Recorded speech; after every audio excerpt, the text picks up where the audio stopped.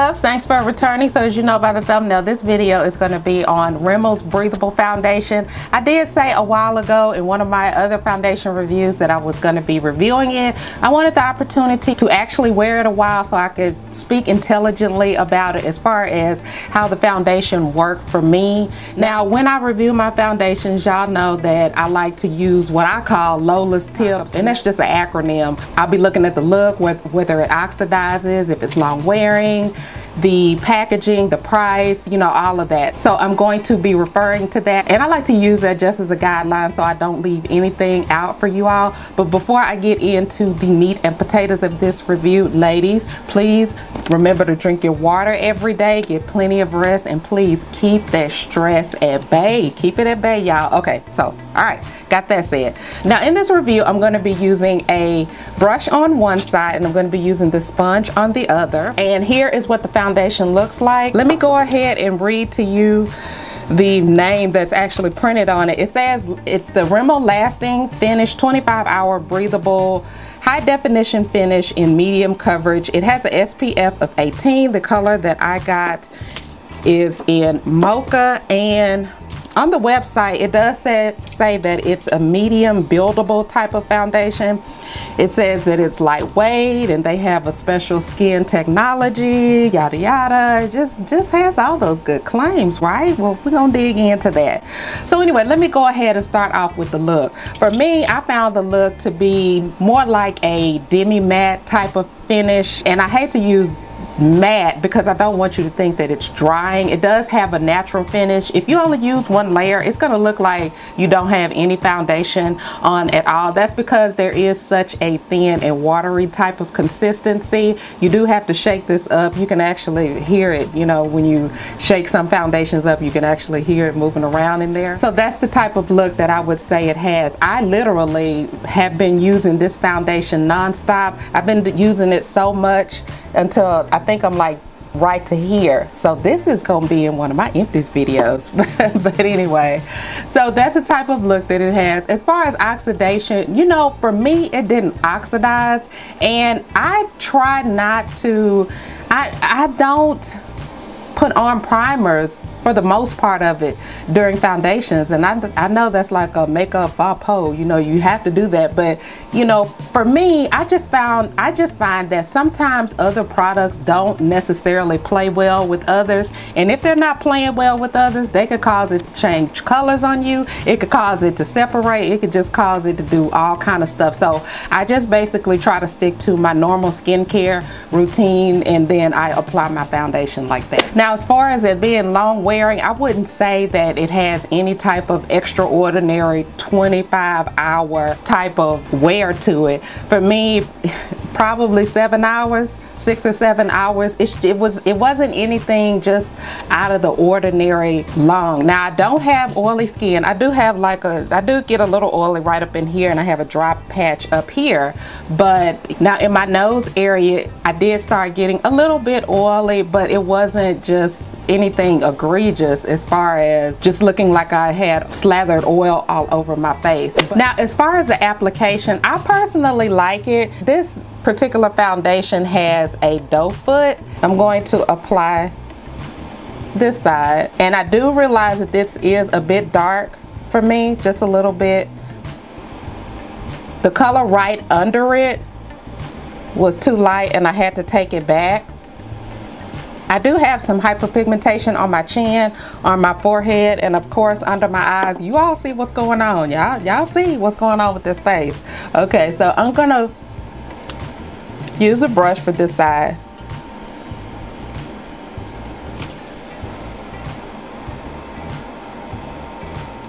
Okay, so now I have this side. Let me go ahead and apply the other side.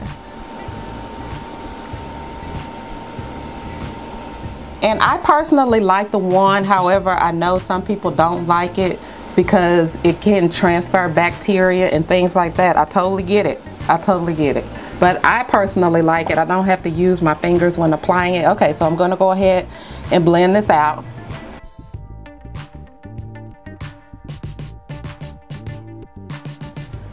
Okay, so here is the application. Now, typically, in my opinion, when you're using those thicker types of foundations, I like to use a brush.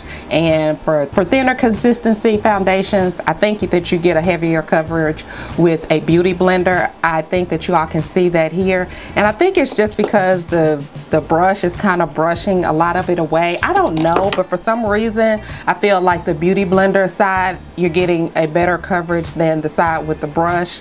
And so with it being medium to buildable coverage, first off, let's start with the medium. I would say that this is not a medium whatsoever. It really, the only thing that it looks like I did to my face was that I added some type of tint to it, and that's because the color is just a little bit off. And let me just go ahead and explain that now.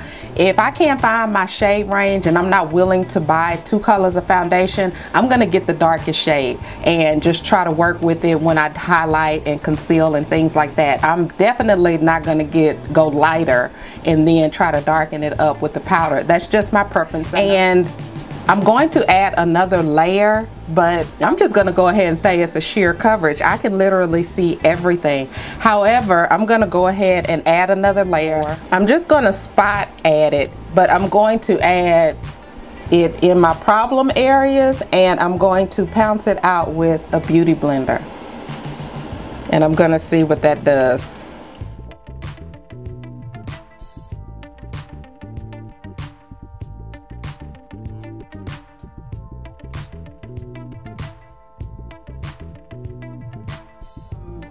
So as you can see, you can still see my problem areas. I still can see the darkness peeping through. I see some of my acne scarring, hyperpigmentation, all that good stuff. However, in my opinion, I think it is buildable. However, you do have to apply a lot, and I really wouldn't recommend that. So just know that at best, with applying multiple layers, you will get it to be a medium coverage, but that's about it. And then as far as smell, I would say that this does have a scent. It just kind of smells like a traditional foundation, you know, nothing odd or strange. It does dissipate once your foundation is applied, but you definitely can smell it, you know, applying it to your face. So if you're sensitive to smells, you know, just be aware that this does have an odor. I would say that this particular foundation does transfer, especially if you don't set it. If you do have a collar or you rub your face up against something, you will have some type of transfer. And then as far as ingredients, for me, I didn't see any type of egregious offenders. And if you all know me, you know what I'm talking about. It's those parabens. Parabens are just, for me, I try to stay clear of those, especially in foundations. If I actually pick up a foundation and once I get it home, if I find out it has parabens, if I'm going to review it, I'll review it, tell y'all about it, and taking it back to the store. But this one did not have any. Now this one does have, in the first 4 ingredients, it does have some humectants, and humectants are just ingredients that are going to draw moisture from the air into your skin, so that is something good. Now it does have dimethicone in it, and some might argue that having a silicone based type of ingredient is not good.